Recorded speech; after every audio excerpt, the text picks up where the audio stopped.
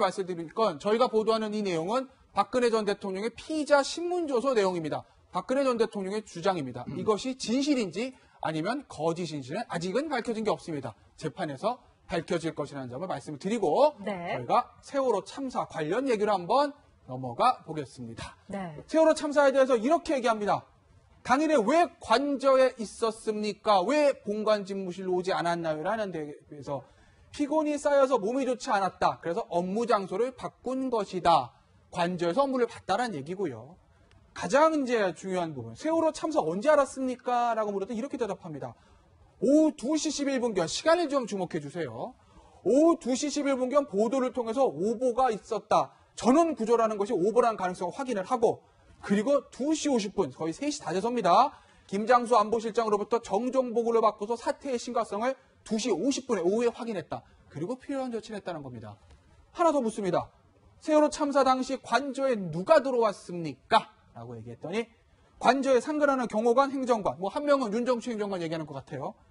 그 사람들만 있었고 관저 출입은 미용실 관계자만 있었다. 뭐 오후에 뭐 중대본 가기 전에 머리 했다고 하지 않습니까? 그 사람들만 출입을 했었다.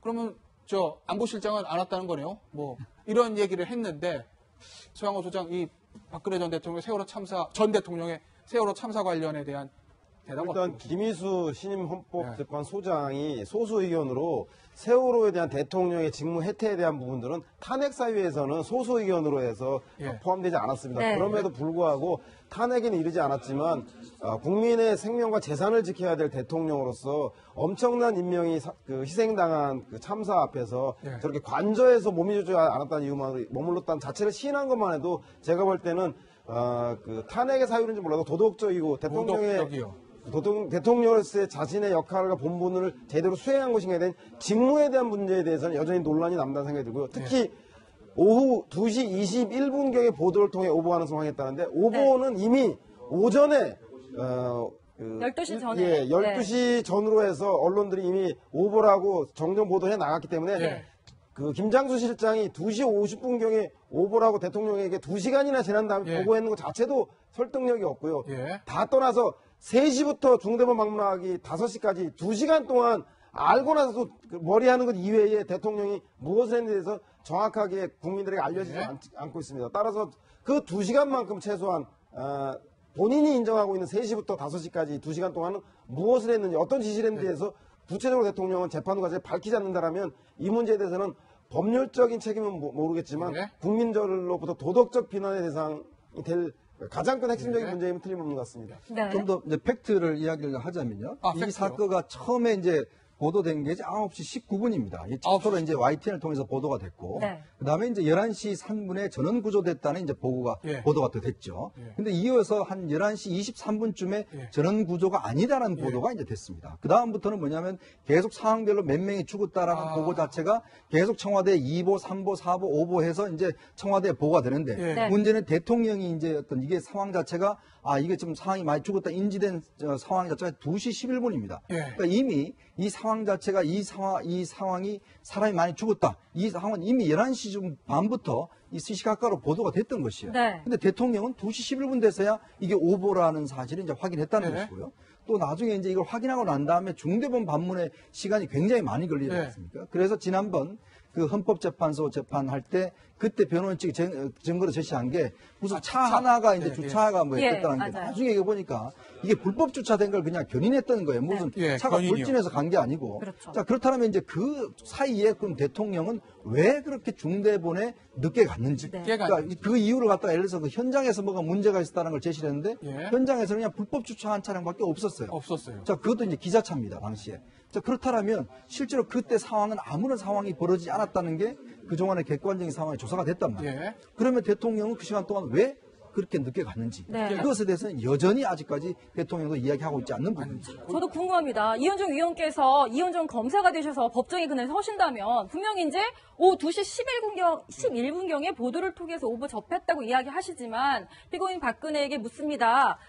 모든 언론사에서는 훨씬 그보다 전인 12시 전에 오보 내용이 다 나왔는데 어찌하여 이 시점에서만 이 오보를 인식했습니까라고 물었다면 물으실 것 같은데요. 묻는다면 거기에 대해서 답할 의무가 있습니까? 답해야 합니까? 사실 세월호 관련해서는 실제로 형사적인 범죄로는 좀 보긴 좀 어려운 부분들이 있습니다. 네. 특히 그렇기 때문에 세월호를 검찰에서 어떤 식으로 접근할지 모르겠지만 이 질문을 한다 그러면 박 전 대통령이 여전히 똑같은 방식으로 답변할 걸로 보여요. 네. 질문을 한다면 당연히 그전에는 몰랐고 네. 2시 11분경에 이런 것들을 알았다고 얘기를 하면서 결국은 이 상황을 빠져나가는 모르는 전략, 모르쇠 전략으로 빠져나갈 가능성이 아주 높다 이렇게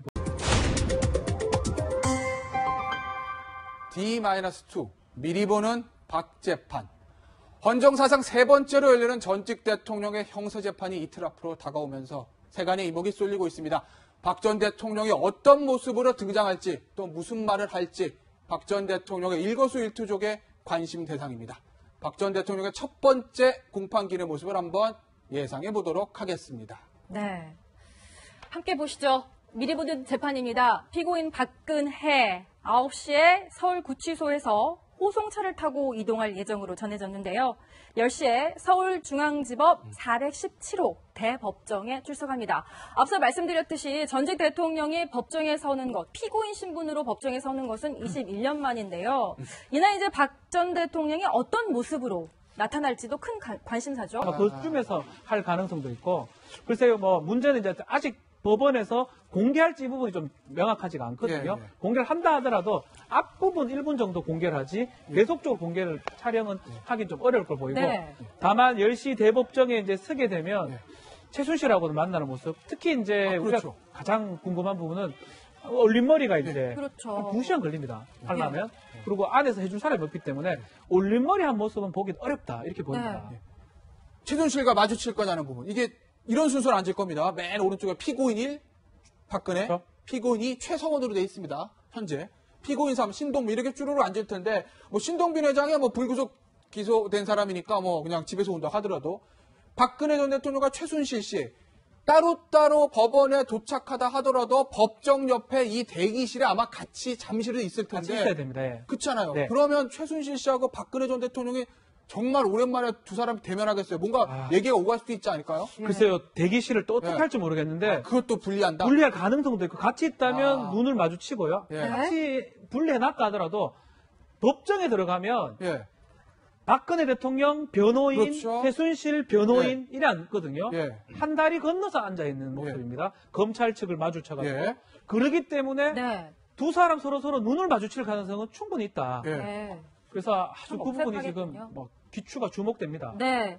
그리고요, 이 부분은 이제 주목을 할 수밖에 네. 없어요. 저 재판에선 박근혜 전 대통령의 모습이 어떨지 저희가 궁금하다고 했는데, 이 머리 부분이 이제 머리가 트레이드 마크처럼 됐지만, 이제 그것은 물리적으로 불가능하니까, 반백의 모습으로 혹시 나타나진 않을까, 뭐, 국민들은 이런 부분도 신의 상태를 나타내는 거니까요. 관심을 두고 있고, 의상은 이제 사복을 입을지, 아니면 수의를 입을지 이 부분도 관심사잖아요. 그리고 이 부분이요. 시력이 좋지 않아서 평소에 이제 컨택트 대신에 안경을 착용한다고 하는데 지금 현재 구치소 내에서는 굉장히 외모적으로 달라진 모습으로 국민들 앞에 설 가능성도 배제하기 힘들겠네요. 그렇죠. 지금 이제 뭐 일단 아마 안에서는 이제 이 핀 같은 걸 사실 철로 된 안 거 되죠. 이걸 이제 못 쓰기 때문에 네. 또 안에서도 이제 머리를 해준 분이 따로 없기 때문에 아마 예전에 이제 휴가 갔을 때 예. 그런 자연스러운 모습 그리고 이제 그 김막업 씨가 같이 생활에 네. 김막업 씨가 했던 같이 예. 그냥 평소에 있을 때는 그냥 머리를 짜매고 있다. 예, 예. 네. 아마 그런 형태를 통해서 이제 나오실 것 같고 그리고 의상 같은 경우는 지금 이제 선택을 할 수가 있습니다. 예를 들어서 이제 그냥 수의를 입고 나오고 이 번호가 달린 예. 그다음에 이제 자기가 이제 하는 그 어떤 사복 이걸 입고 나올 수가 있는데 저는 이게 옷 선택에서 상당히 정치적인 어떤 메시지가 있다고 네. 아, 옷 선택. 그러니까 이제 예를 들어서 예전에 전두환 노태우 대통령 때는 그때는 무조건 수의밖에 입을 수가 없었기 때문에 예, 이제 그렇게 예. 나왔거든요. 이번에 이제 국가인권위원회 결정에 따라서 이제 선택을 할 수가 있게 됐습니다. 근데 아마 수의를 입고 나온다면 본인이 뭔가 결연한 어떤 싸움을 좀 하겠다라는 그런 의지. 네. 사실 이런 것들 왜냐하면 전직 대통령이 오히려? 그렇죠. 왜냐하면 이제 뭔가 좀 결연하게 싸움하겠다라는 네. 그런 의지를 좀 더 그리고 또 어떤 자신의 지지층을 향한 또 그런 여러 가지 메시지가 있을 수가 있고 제가 볼 때는 아마 그냥 일반 사복을 입고 나오지 않겠는가 싶습니다. 아무래도 이제 대통령에 대한 좀 여러 가지 모습 네. 자체가 보면 본인도 사실은 외부에 비춰지는 모습에 박 전 대통령이 굉장히 신경을 많이 써요. 네. 그렇다고 한다면 본인이 수의 입은 모습은 절대 아마 보이지 않을 거라는 예. 어떤 저는 그런 생각을 예. 하거든요. 그래서 아마 의상은 본인의 사복 형태로 예. 이게 사복도 그 카라가 있는 옷은 못 입습니다. 예. 그러니까 일반적 그냥 보통 넥 같은 그런 옷을 입고 안경도 보면 지금 이제 안에서는 이제 이 서류를 봐야 되기 때문에 일반 안경을 이제 재판할 때는 아마 끼고 할 수 있는 가능성 저는 그것도 이제 가능성이 있다라고 봅니다. 한 발 더 나가신다면 그러면 색깔은 빨간 전투복을 입고 올 겁니다. 아닙니다. 이게 이제 보통 뭐 예. 들어갔을 때 보면 좀 네. 두꺼운 옷을 이제 그때 코트 같은 걸 입었지 않습니까? 예. 이제 그런 의미에서 보면 아마 옷을 아마 좀 누가 넣어줬을 거예요. 그러니까 그렇죠. 입을 수 있는 현재 봄에 입을 수 있는 옷 자체를. 네. 그것도 뭐 이렇게 화려한 색깔이 아니고 군청색 좀 같은 군청색이나 뭐 이런 것들을 통해서 입지 않을까 싶습니다. 방금 전에 지금 화면에 보시는 저 옷이 이제 그 구치도 이동할 때 옷인데 보면 이제 남색, 네. 감색 이제 정장에 코트를 좀 입었었거든요. 그러니까 저 옷을 그대로 입고 나올지 아니면 말씀하신 대로 다른 옷을 입게 되면 좀 날씨가 더우니까요. 누군가 이제 옷을 좀 반입을 해줘야 되는 거죠, 박 변호사? 아마 반입했지 않았을까 생각이 네. 됩니다. 저 옷을 입고 오지 그렇죠, 못하면 저 옷이요. 예. 지금 뭐 28도, 27도 예, 하기 예. 때문에 덥기 때문에 저 옷을 입지는 않을 것 같고 예. 그렇지만 이제 색깔 자체는 뭐 전투복이라고 말하는 빨간색이라든지 예. 유채색은 좀 어려울 거 생각이 들고요. 예. 그렇겠죠. 아마 조금 짙은 무채색 계열을 아마도 그 전에 미리 넣어놨지 않을까. 예. 수의를 입을 가능성도 있지만 수의보다는 사복 입을 가능성이 더 높다고 봅니다. 예. 네. 저는 이 박지훈 변호사한테 한 가지 여쭤보고 싶은데요. 예.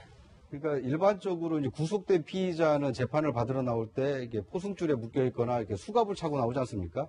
근데 지금 박근혜 전 대통령의 경우에는 이번에 이제 첫 그 재판 출석인데 네. 과연 뭐 수의를 입든 입지 않든 이 포승줄에 묶여 있거나 수갑을 차고 나와야 되는 건지 아니면 전직 대통령에 대한 예우 때문에 그걸 뭐 풀어주는지 그게 좀 두 가지. 날카로운 질문이십니다. 여성 같은 경우는 이제 포승 안 하는 경우가 사실 많고요. 여성은? 전직 대통령이기 때문에 아마 뭐 안 합니다. 예. 안 할 가능성이 아주 높습니다. 아주 높고. 그걸 뭐 포승 안 한다고 할게요. 예. 안 할 겁니다. 안 하고 전직 대통령이기 때문에 그 예우를 갖춰주는 게 차도 마찬가지지만 차도요.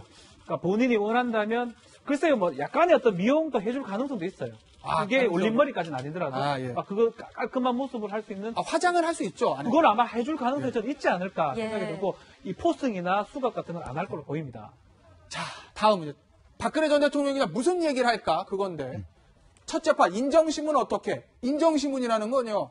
재판 들어갈 때 첫 번째 피고인에 대해서 주소와 이름과 뭐 직업 같은 걸 확인해서 이 사람이 서류에 있는 사람과 동일한 사람이 나왔느냐 그거를 확인하는 재판의 첫 번째 단계입니다. 그게 인정신문인데요. 질문, 이름을 피고인 이름을 묻습니다. 그럼 당연히 이제 박근혜 이렇게 대답을 하겠죠. 주소를 묻습니다. 글쎄 주소를 참 뭐라고 대답할지 이게 삼성동 원래 삼성동인데 지금 또 집은 이사를 갔단 말이에요. 내곡동이라고 할지 이것도 참 궁금하고요. 그 다음에 이제 가장 궁금한 게 이제 이 부분인데 직업을 묻습니다. 직업 무직이라고 할 건가 전 대통령이라고 할 건가 아니 이게 왜냐하면 어떻게 대답하냐에 따라서 박근혜 대통령 지금 이 사안을 바라보는 어떤 이미지라고 할까요? 메시지라고 할까요? 그런 것들이 담겨 있을 수 있다고 저희가 생각이 들어서 이 질문 한번 뽑아봤는데 예. 박지훈 변호사 어떻게 됩니까? 공소장에는 아마 전직 전 대통령으로 되어 있을 것 같거든요. 공소장에 네. 공소장대로 답변할 가능성이 있지 않을까. 예. 굳이 이제 이 직업을 또 답변 안 하는 경우도 있습니다. 예. 판사가 또 얘기하는 경우도 있지만 그래도 전직 대통령이 맞고 공소 제기 당시는 전 대통령이기 때문에 예. 아마 전 대통령이라고 얘기할 가능성이 크지 않아. 뭐 근데 주소 같은 경우는 예. 아마 지금 주소대로 근데 옮기질 않았기 때문에 이미 네. 옮겼어요. 집을 계약을 하면서 내곡동으로 얘기할 가능성이 그렇죠. 있지 않을까. 소유권 이전을 했기 때문에. 네. 아니 그러면 이제 하나만 더 여쭐게요. 이게 재판할 때 박근혜 전 대통령이 요거 인정신문에는 본인이 대답해야 되는 거니까 그렇죠. 이거 말고 이제 주요 어떤 공소사실 요지나 그런 거에 대한 개인적인 입장을 말할까요? 아니면은 변호인의 정부 다 할까요? 이상철 변호사가 다 하지 않을까 네. 생각이 좀 듭니다. 왜냐하면 그 질문을 하더라도 답변하려 하더라도 그 변호인이 막을 가능성도 있고요. 근데 다만 오히려. 이 부분이 있습니다. 혐의 사실을 인정하느냐 마느냐를 물었을 때는 예. 재판장이 박근혜 대통령 얼굴을 보면서 피고인 박근혜 인정하십니까? 이래 물어보면 답변 안 할 수가 없기 때문에 그렇죠. 그때는 아주 짧게 예. 아닙니다. 내로 답변할 수 있고 대부분의 취지에 대해서는 아마 변호인이 직접 답변하지 않을까 이렇게 예상이 됩니다. 네. 지금 아까 앞서 저희가 소개시켜드린 신문 조서를 보면 최순실과의 관계를 삼각길 분명히 하고 있잖아요. 그러면 이날 첫 공판에서는 굉장히 어떤 공방 내지는 변호인단 간의 공방 내지는 서로의 어떤 레이저가 막 쏘아지는 이런 어떤 험상궂은 분위기도 연출될 가능성이 있을까요? 그러니까 첫 재판이니까 이게 혐의 사실의 인정 여부를 많이 다투는 부분이고요. 네. 첫 재판부터는 그런 부분이 연출되기는 어렵고요. 다만 이런 게 있습니다. 지금 박근혜 대통령의 진술을 들어보면 모든 게 나는 전혀 모르고 뇌물 그렇죠. 부분은 최순실이가 사적 이익을 추구하기 위해서 했다라는 이런 취지의 내용을 하게 되면 네. 같이 서 있다가 부딪힐 가능성도 있고 특히 증인 신문을 한다면 둘 다 같이 신문을 할 가능성도 있거든요. 신문했는데 예를 들어서 뭐 안종범석이라 나와서 최순실한테 불리한 얘기 한다면 최순실이 박 전 대통령을 쳐다보면서 질문할 가능성도 배제할 수 없다. 그러니까 네. 지금 23일 재판에서 그런 모습 보기는 어렵지만 예. 앞으로 재판 앞으로요? 진행하면서 아주 안 좋은 모습이 보일 가능성도 충분히 있다 이렇게 보입니다.